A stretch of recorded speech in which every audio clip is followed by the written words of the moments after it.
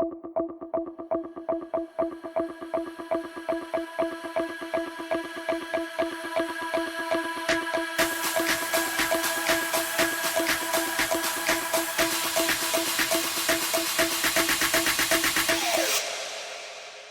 everyone, and welcome to the Stephen King Podcast, bonus episode 11.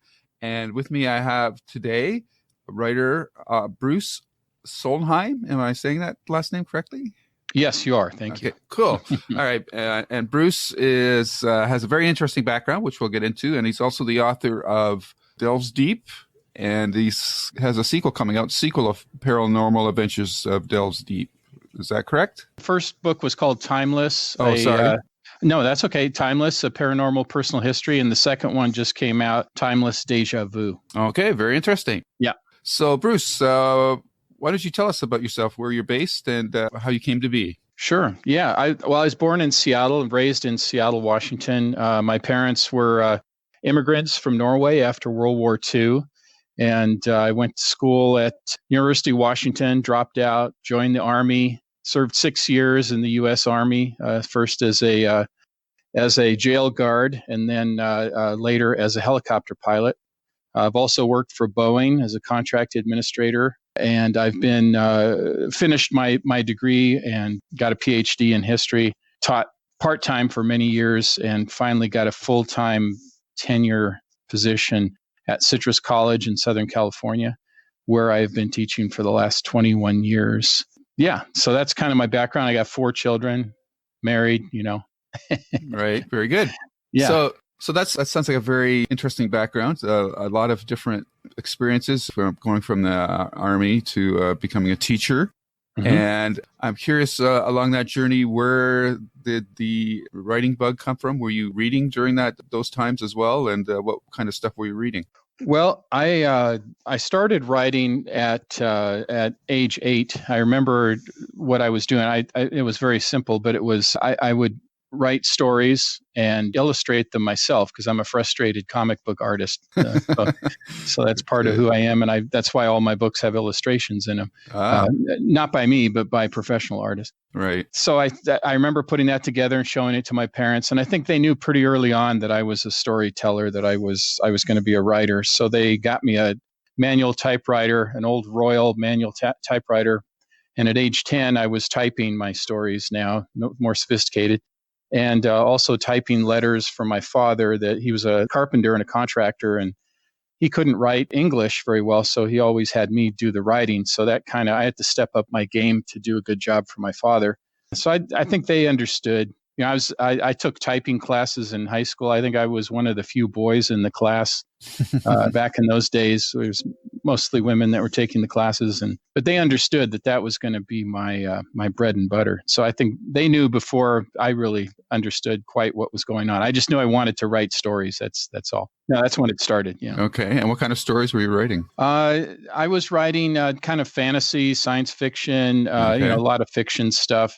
And then I started some, autobiographical stuff too, which made sense because eventually I would become a historian. So right. I've really done both, short stories. I did a lot of poetry. I attempted a screenplay, but that wasn't my thing. And later on, I figured out that I really like writing plays. So now I've written 10 plays. I've published 8 books and written 10 plays, and 2 of my plays have been produced. So I'm kind of all over the place with the type of writing I've done. I even wrote a fiction, a short novel for middle grade readers called Allie's Bees.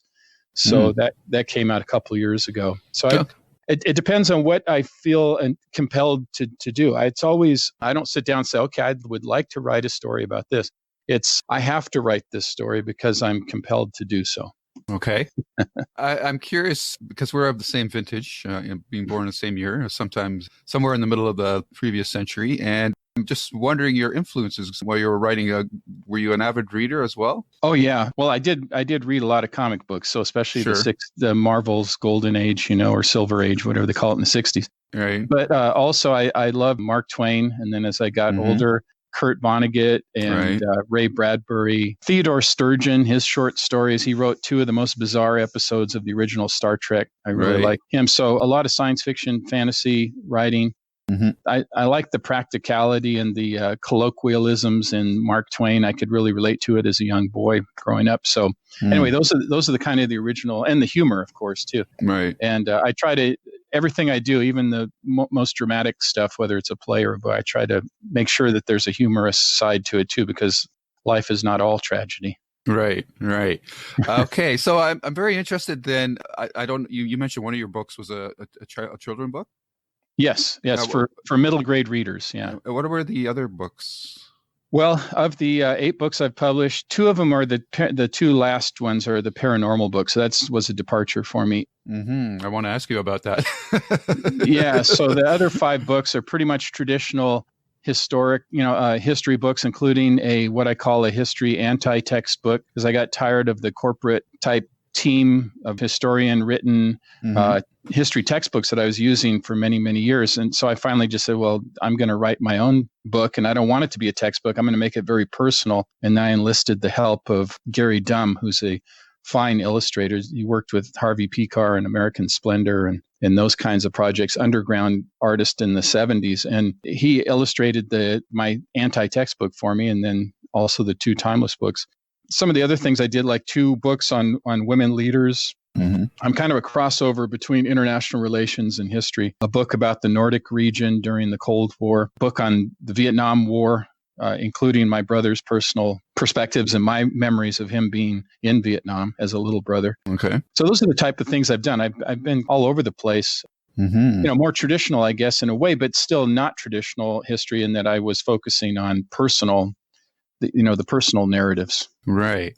Okay. So yes, like everything that you've told me, and I'm sitting here reading your biography, sounds like a very grounded background. And that's owing to my parents. They're about as salt of the earth as you can get. Right. Yeah. So you have these 2 books now, and they're both dealing with the paranormal. Yeah. Can you tell me about where all this came from? Yeah. Well, I've had paranormal experiences since I was 4 years old. That was the first one. That happened in northern Norway, living with my grandmother, and it was an angelic experience. And it kind of opened the floodgates for me. And some people have described me as being a paranormal lightning rod or a magnet for the paranormal, in all kinds of paranormal stuff. Okay. Also, my mom was a psychic. She wasn't a professional psychic, but she was very psychic. And her mother was a healer in northern Norway, and on a remote island where they're from. So there weren't any hospitals or anything. So people who had those skills were very valued. So I think it's a bit of heredity, and also being at the right place at the right time to expose myself to these kinds of paranormal things. And then they just start happening randomly, frequently, but randomly. And then 3 years ago, a dear friend of mine died from Seattle. He was a Norwegian American too. I grew up with him. He died, and a month after he died, I had a vision with him, and he spoke to me. And he said, "Now's the time to tell your stories. Now is the time to do it." Because I'd been afraid to publish them, because I thought, who's going to publish them? And then even if they do, I'm going to lose my job as a history teacher. Nobody's going to take me seriously. Right. My friends and colleagues at the college are going to think I'm nuts. So I was afraid. And he said, don't be afraid. Tell these stories. And he even gave me the name of the book, Timeless, because he told me that in the afterlife, there is no past, there's no future. It's all the eternal now. So I was just fascinated by all this stuff. And it all made sense based on everything that had happened to me. And I had been collecting these stories, but hadn't published them. So I published it. And now that's the second book. There's going to be 3 books. It's a trilogy. Wow. So I've written 2 of them so far. Okay. So I'd like to get a little more into I don't know if the mechanics is the right word of it, because you use the word vision with your friend.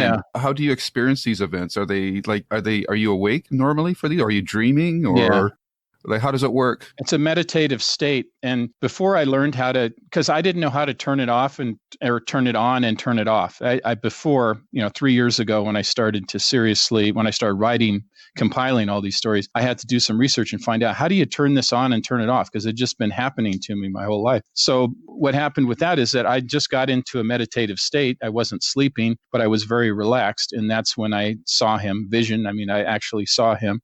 I heard his voice, and he spoke to me and answered me. So it was an interaction, not like a sometimes ghost experiences people have that I've had, they're kind of like movies that are playing out, a repetitive reel, going on. There's a lot of hauntings like that, but that wasn't this case. It was interactive. It was an intelligent spirit, which was my friend Jean, who I talk to at least a couple times a week when I do my meditative walks. I don't meditate in one place, like a Zen Buddhist or something. Okay, yeah, I was going to ask you that. Yeah, I have to walk, and so I've learned how to control it in the sense that I can now get into the meditative state without just having it happen randomly, and I can facilitate it. I get certain protection because I learned very quickly that if you don't have protection, you're just going to open yourself up to anything, good and bad.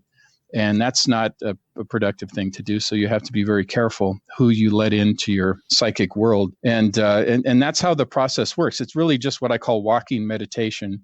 And it's, I guess the best way to describe it is a relaxed focus, Okay. Very relaxed, but focused. And people in sports call it the zone. Okay. Yep. And that's what I think it's very similar to that.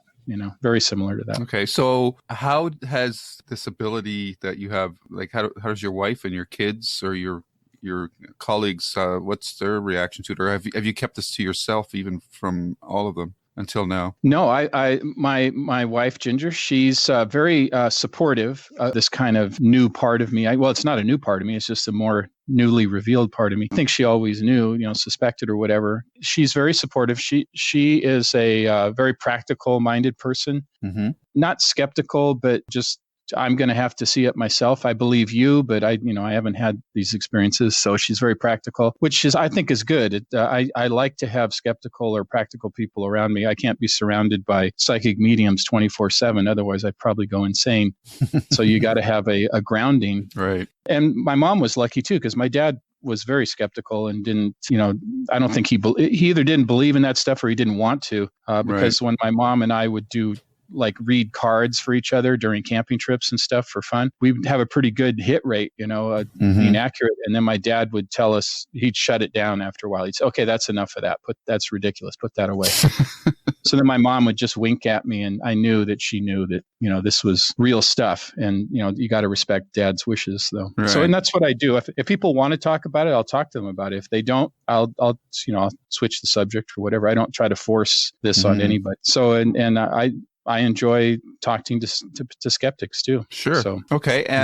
Maybe through some of your events that you've chronicled in your book, I can get a better feel for exactly what, the extent of this ability that you have is and why you called it déjà vu, because that's usually seeing things in the future or reliving a moment that you've already lived. Is that? Yeah, it was more of a play on words. And also I talk about déjà vu. I have a theory about what déjà vu is. I kind of see it as first of all, the name of the book, it was kind of a play, and that it's the second book. So now here it comes again. So that kind of a thing. That's why I called it déjà vu. But I do have a story in there about déjà vu, what I think actually happens. And I kind of see it as as time as a wave, and how a wave breaks it breaks over the top when a breaker comes into the shore, and how the tip of the wave is over the trough. Well, I kind of think that what we're going through right now, the future is actually curled beneath the wave. So we glimpse the future already, and that's the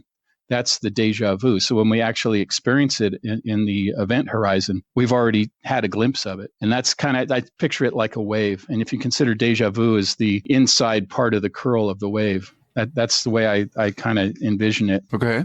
And I've had this happen my whole life. I've had a lot of déjà vu experiences, actually fewer of them as I've gotten older, which I've read about and is actually, pretty normal to start fewer of these. Maybe you have less of a future. I don't know. Who knows what? Or your mind is less flexible or whatever. It could be, It's atropine or whatever. But some of the story, like the first story I mentioned, the angelic experience in northern Norway, I got very sick. I was 4 years old. And I came home to my grandmother's house and I could barely move. My neck was stiff. I had a high fever. All the relatives assembled, and there's no hospital there because it's 200 miles above the Arctic Circle. It's a remote island. They were just all, Grim Reaper kind of stuff, like, oh, this is what cousin Sven got this is how he felt before he got polio. And all these terrible, grim stories. So I was crying, and I kind of fell into this restless sleep in this little bed in my grandmother's kitchen. She had a little bed in her kitchen. And when I woke up, there was nobody in the room, except there was this very bright light above me, bright, warm light. And it didn't really have a human face or anything. It was just, but I had this feeling that it was some kind of figure, some kind of, not a human being, but, that it was something and not just a light. And it was an entity, in other words. And the main thing I felt was the warmth, and it took away all my fear. And I'd stopped crying, and I went to sleep and slept soundly. And when I got up in the morning, I was completely fine. And my mother and my grandmother said it was a miracle, and that was my guardian angel. So that was the first experience I had. And I think what happens is when you have an experience that profound, it opens up doorways that maybe were not quite open, or it opens them wider. Mm-hmm. And like my friend Gene says, that experiencing is believing and believing is experiencing. So when you have an experience, you can't go back. Right. And then you believe it. And then once you believe it, you open more doors and more stuff comes in, and it just keeps building like that. You go at different levels. And this has been happening just in the last 3 years. I just keep growing as I've opened up to it and learned how to control access to the spirit world the best I can, and also shut it down, which is just as important as opening it up, because you can't just be walking around like a lightning rod or with a big radar on top of your head all the time. That just wouldn't work. You got to live your regular life here on Earth. Right. Curious. You said you have to get in a meditative state. Does this ever happen to you while you're asleep? Well, I have lucid dreaming. I have very lucid dreams, very detailed dreams, which I keep a journal of all my spiritual activity, whether it's dreams or visions or during my walking meditation. I record. I have to, when I get in the meditative state during the day, when I do my walking meditation, I have to record it with my phone, my voice recorder on my phone, because I can't always remember what's going on. And it's not that I'm recording spirit voices. That would be pretty cool if I could. But what I do is I hear it, and then I say it into the recorder. Okay, I'll ask a question, and then I'll get a response, and I'll say, okay, here's their response. So then when I come back, I play it again and transcribe it into my journal. And I found that to be very helpful. I've talked to other mediums, and they said, wow, that's a great idea. I haven't done that. Mm-hmm. It's because you can't remember everything. Once you're in that state, you remember certain things, but you don't remember everything. Right. And sometimes there's some very nuanced information, and you want to get the wording exactly right. Mm-hmm. It's a big puzzle. You got to put these pieces together. Right. And but that's that's how I do it. And learning how to turn it off is really important. That's one of the things, because some people are more, I guess, psychic than others. The way I look at it, I use a baseball analogy. If you're a baseball fan, you know that some people, everybody can throw a ball. Everybody can throw a ball. Some people can throw it 90 miles an hour. Right. So that's the difference. It's just everybody can do it. Some people do it maybe a little better, or they just have been practicing, or they just had a natural gift to begin with. It doesn't make them better than anybody else, because I think everybody has certain gifts. And the key is that these gifts have been, in modern society, have been looked down on and frowned upon. I mean, if you think about when you're a little kid, a lot of us had invisible playmates, and then eventually we're told they don't exist, they're not real. So then you say, okay, and then you just shut the door for any of that kind of stuff. And I think kids are probably very psychic, born that way, and kind of get it figurative, kind of symbolically beaten out of them. It's, that's not real. You go to school and you can't bring your invisible playmate because the teacher says it's not cool, that kind of thing. So I'm curious, is this ability, is this limited to yourself? Like you don't pick up vibrations from people around you or at any time? Well, yeah, there is intuition that goes with it. I can kind of sense things about people, especially if they have bad intent. And it's not, the idea of people saying, I can read people's minds. It's not that you're reading people's minds, you're reading their intention. And I think that comes in many different ways. There's physical signals. Even if you don't use the psychic part, there's physical signals, and then there's the non-physical stuff that you can kind of pick up on. So I think that's an important aspect. If people are worried, oh my God, this person's psychic, they're going to be reading my mind. They can't really read your mind or your thoughts per se, but they can read your intentions if they're very intuitive, which, by the way, is very exhausting. So it's not something, you can't just go into a party with your radar up and just start walking around. You'd be exhausted. I would be worn out in 5 minutes. I just can't do that. So I just shut it off and just say, okay, I'm just not going to do that. And even if I feel like something's there, I just try to ignore it, because it's not appropriate to walk around like that all the time. I mean, it's like I said, it's very exhausting. Okay. It can be very exhausting. So yeah. So, sort of to bring a Stephen King connection to this sounds an awful lot like you have something I would call like The Shining. Does that ever strike up a chord with you, or the Shine? Well, I love Stephen King. It's funny that you mentioned that. And actually, one of my favorite Stephen King stories, and actually the movie that was made, was The Green Mile. Oh, okay. And, I thought you were going to say The Dead Zone, but well, yeah, that would be good too. But because of my prison experience, prisons are very interesting incubators for not only horror stories but also psychic stuff too, because of the level of pain and torment going on in there. It's it's kind of soul rendering to be locked up, and actually even working as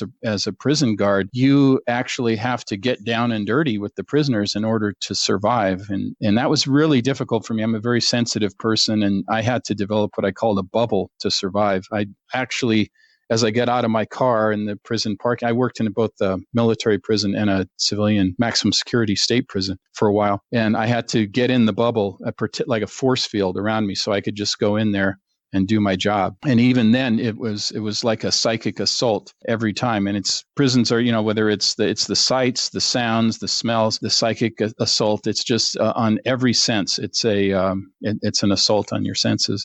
So I really connected with the and then the story itself is pretty cool story. This man with this tremendous psychic ability who's blamed for this horrible crime, and he's used to heal the warden's wife. I think and the Tom Hanks character and some of the other guards, there are really nice prison guards. I know it's hard to believe it, but there are nice ones. They're not all evil, right? But there were some evil ones there too, right? And that's the way it is. Just like with regular people, Sure. Prison guards. There's some that are good. They're in there just because it's a job they have to do. Other people are in there because they like to be, they're sadistic people, and are not nice. Mm-hmm. The key is you have to somehow keep your humanity, and that's the difficult thing, because you can really descend into some terrible things. So I just think that's a great story, and they did a good job with the movie too. And I did have an experience in New Hampshire that reminded me of I could have been living in a Stephen King novel. Okay. A haunted experience. It was a full-bodied apparition at Colby Sawyer College.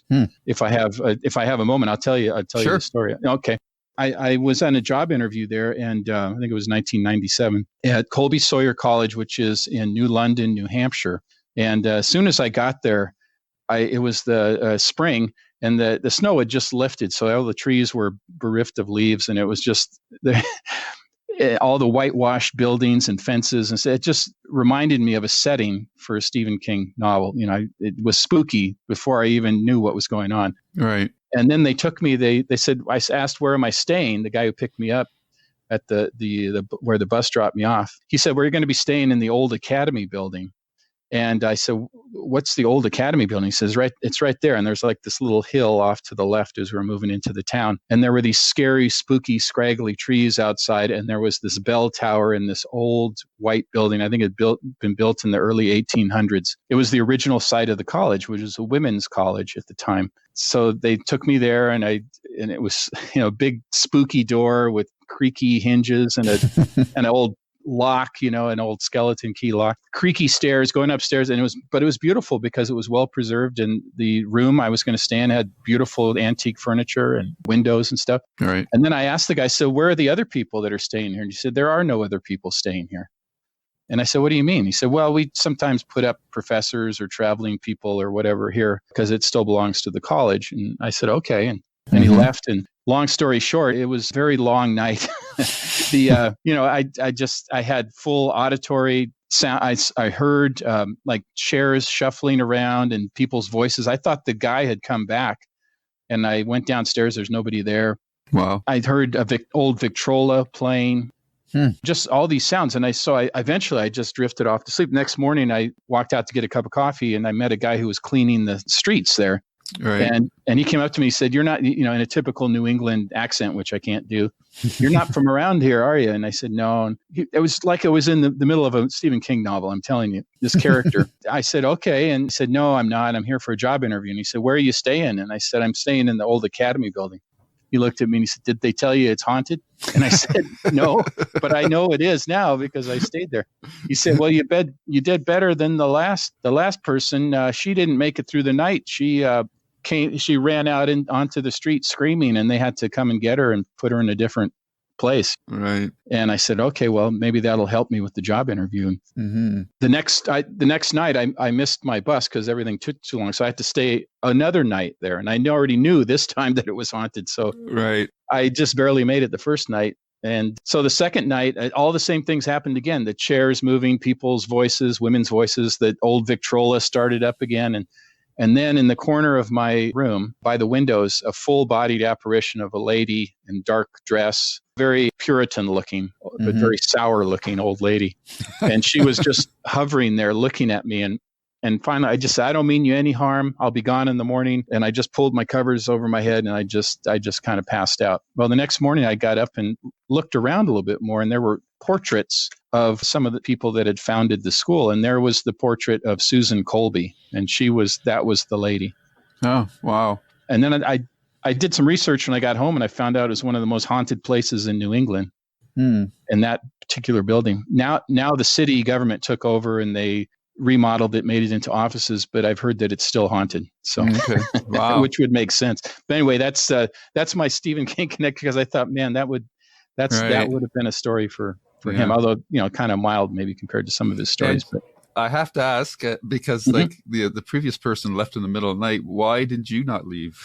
Like it's like a horror movie trope, right? Why are you staying in that place? I know. Well, partly because I've experienced things before, so I know they can't hurt me. So I knew that they weren't going to kill me or hurt me. Oh, okay. I could only hurt myself. So I knew that, but it was still frightening. And I remember calling my wife at the time, now my ex-wife, and I called up and I said, all this stuff is happening. And she said what you would expect most people would say, get out. And I said, well, no, I can't. I really thought it was maybe they were tricking me, that this was part of the job interview or something. I was really delusional about the whole, because I was so desperate to get a job, a tenure track job. And this was a good job and a nice location, nice town. So I just hunkered down and made it through. But I think because I'd had so many paranormal experiences before, it wasn't like shocking in itself. It was just part of a long line of things that have happened. So that helped me make it through the night. Maybe this other lady, this lady hadn't had those experiences. So I'm not saying I'm brave. I'm just saying, like I said, it wasn't my first rodeo. So. Okay. All right. So is this story in your first or second book? Or? That's in the first book. In the first book. Okay. Yeah. I'm looking at some of the contents of your second book here. And there's some interesting, I don't know which one to pick here. You have a Nazi aunt. Yes. You take a ride in a demonic car. Yeah. Ancient alien. I've made a connection with, his name is Anzar. My original connection was in 1997, that same year actually that I had the experience in New Hampshire. He just called himself the progenitor. I wrote down everything he told me, and it was he said that he was one of the original mystics on Earth, that he was around when man was developing, human beings were developing. And it dawned on me later, he didn't say he was an alien, so I suspected it, but I wasn't sure. And then, after this, I call it a spiritual reawakening 3 years ago after my friend Gene died, and I started pursuing writing these books. I had another experience with him. I actually, during a meditation, I said, the progenitor, I'd like to speak to the progenitor. And then he identified himself as Anzar. And so that story is about what he has told me, that he actually was of alien origin. He told me some very interesting things that I don't want to spoil it for readers who may read the story, but some pretty revealing things. And this second book, I stick my neck out a lot farther. The first book tested the waters because I wanted to see, are people going to think I'm nuts, And I held back on a lot of stuff. I didn't put a lot of the more bizarre stuff in there, including some alien stuff. Okay. Everything was such a good reaction. I still have my job. My colleagues still like me. The college actually lets me teach a paranormal course, which is, cool. I thought, very unusual, almost paranormal in and of itself. And then, so I said, okay, well, I'll just let it hang out in the second book, which is what I did. And so some of the stuff that didn't make it into the first book was in the second one. And then things that keep happening to me now that I can control my access and turn it on and off a little bit better, not randomly. So more stuff keeps happening. So I documented that. In the third book, I already have a title for it, Timeless Trinity. So it's going to be the most spiritual of the three. It shows my growth in the last 3 years. So that's it's all tied together. There is an arc to it, believe it or not, with all the random events. But so that's just that's one of the stories in there that's a little bit more bizarre, a little bit farther out there. Okay. And I find that a lot of people, you can get people to say, okay, I think there might be ghosts. And then you go a little bit farther and you say, well, how about aliens? Well, no, I won't go there. That's just too much. So I did stick my neck out. So it'll be interesting to see how people react to that. Mm-hmm. Yeah, for sure. So yeah. With all this, all these experiences that you had, I'm curious, are you a religious person? I'm a very spiritual person. I grew up a Norwegian Lutheran. Okay. And I not only believe in God, I know there is a God. I've had experiences, and so I am religious in a sense, although not traditionally. I don't go to church every Sunday, but I am very spiritual. Like I said, I know there's a God. I believe in God, and so I guess my theology, if you would, is more Christian than anything else. Okay. And I asked a friend of mine who is he used to be a minister, Protestant minister, and I asked him to talk to my class, my paranormal class, about God and the paranormal. And he said something very interesting. He said, well, if God isn't paranormal, who is? Very true. That is a really cool thing. So I think these are, although there are some people that, they consider their prohibitions against what they would call divination or theurgy or whatever, speaking to spirits. I think these gifts are God-given, at least as far as I'm concerned. And, I didn't get them from the devil or something or some demonic things, although I've had demonic experiences, but I've learned from them because you can't be foolish with opening yourself up to too much without protection. No, I would say I am religious, but in my own way. I'll just say that. All right. Put it that way. We could talk about these for hours, but I do want to try to bring it back to the book in the process sense. Based on what I've heard from you, you probably have the most unique writing process of any writer that I've ever talked to, in that you're basically dictating, I guess, almost like stream of consciousness experiences, and then you take those recordings and just transcribe them. Yeah, well, some of the experiences are from the past, so I didn't record them, but sometimes I'd written things down and short stories that I never published, things like that, or even I put it into poetry form. So those I've then now turned into the vignettes that I have in these books. These it's an autobiography, but it's not in a way, because each one of them even though there's a story arc, my growth, spiritual growth, there is a beginning, a middle, and an end to each one, and a moral to each story. Like with all the demonic stuff, it's don't play around with stuff you don't understand. Right. That kind of thing. And that there is good and there is evil in this world, and not to be naive about it. Right. Or not to be deceived by it either. So the process is kind of interesting. And the things that, and then the things that are happening now, I use those transcriptions to help me remember and put it into the book. So it is stream of consciousness in a sense. And then I have to, if it seems a little fuzzy around the edges, I have to, sharpen it a little bit. Not like change it necessarily, but to make it more understandable to the reader. Otherwise, it would be very bizarre if it was exactly what I'm hearing. Right. That would be a different kind of book, I guess. So I want to make it more reader friendly. Right. But that's the process. It's just ongoing. I mean, I write every day, at least a couple hours a day, whether it's this type of stuff or other stuff. And it's always compelled. I'm compelled to do it, I guess, on a mission or whatever. And my friend Gene reminds me, he says, you're not on a mission, we're on a mission. That's what he tells me. Okay. It's like he's on my shoulder all the time. Okay, all right, we're doing pretty good. Right. So, right. And the plays that you've written, what are they about usually? Yeah, the first play I wrote is called Bronze Star, and it was based on a real story. My friend Carl committed suicide in 2002 after the invasion of Afghanistan. He was a Vietnam vet, and he had a very interesting life story. He served in combat in Vietnam, and I met him at the East LA Vet Center. I used to bring in, when I taught the Vietnam War course, I'd bring in vets who to speak to the students about their real experiences in war. Right. And Carl's story was interesting in that he, in the midst of combat in South Vietnam, he discovered that he was gay, which I think is just mind blowing. That he was it just shows how young people are. They don't even know who they are yet, and yet they're in combat. Right. And it just, I mean, that's shocking when you think about it. But then to figure that out, in a society that really at that time, the military, society in general didn't accept gay people of any type. They had to live secret lives. So he was keeping it secret. But when he came home, his mother had I guess he sent some, like his Foot Locker ahead of him or whatever. Sometimes they do that when they're processing out.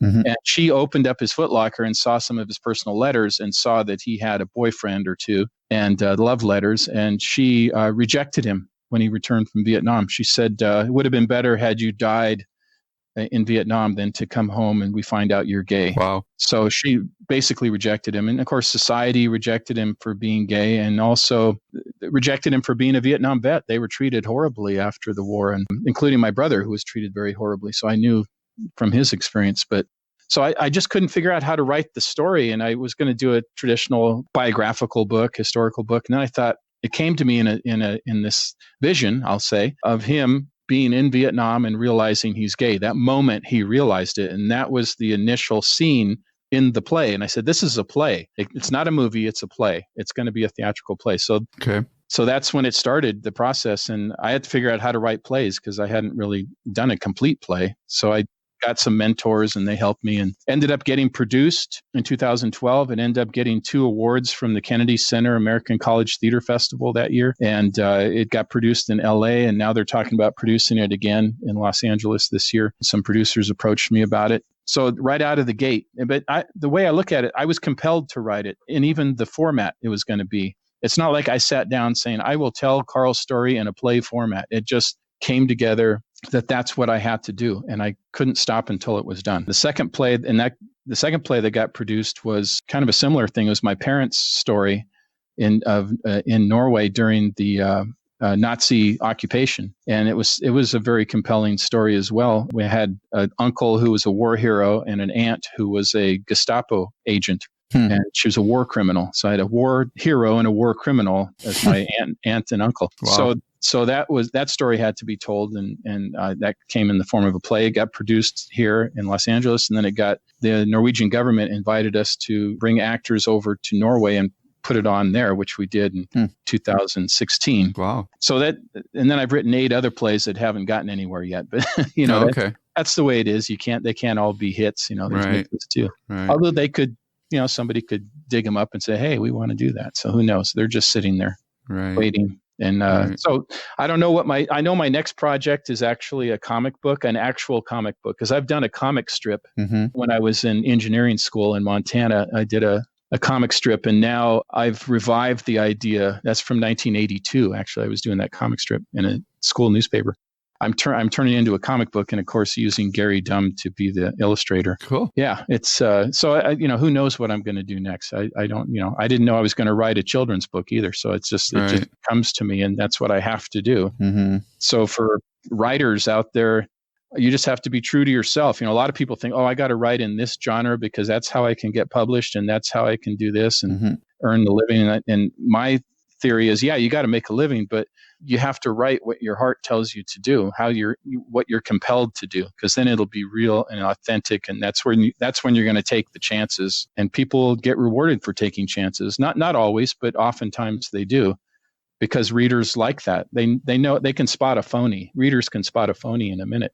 Right. So if you're authentic and it's real and it's your heart and soul is behind it, then you're all in. In other words, I think they can tell. You take chances, you take risks. The second paranormal book, I took a lot of risks. I told some very painful stories. You mentioned my Nazi aunt story, and that's a very painful story. How it relates to me personally. So but that's what you got to do. You get rewarded for that when readers learn something, maybe about themselves, or maybe they can identify with some aspect of that story, paranormal or not.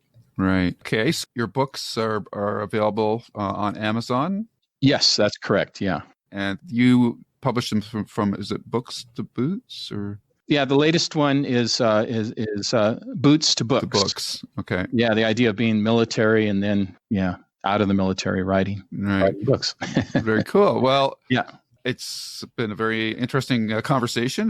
Thank you for coming on. You probably have one of the most organic writing processes that I've come across. So I wish you all the best with your next book, the third book in your paranormal series. And is there anything that you would like to say that I didn't ask you about at this point? Just if they want to learn more about me, they can go to my website, bruceolavsolheim.com. And my middle name spelled OLAV. So bruceolavsolheim.com. And check out Timeless Deja Vu and the First Timeless book, and be looking for the comic book, which hopefully will come out by the end of the year or early next year. And it's going to be called Snark. So SNARC. And it's for all ages. So it'll be interesting combination of things. Cool. Well, I wish you all the success with all your projects. And once again, thank you very much for coming on. All right. Thank you. And may all your visions be good ones. Thank you. Thank you very much. That's important. Yes. Okay. Take care, Bruce. Thanks a lot. You too. Thanks. Okay. Bye. Bye-bye.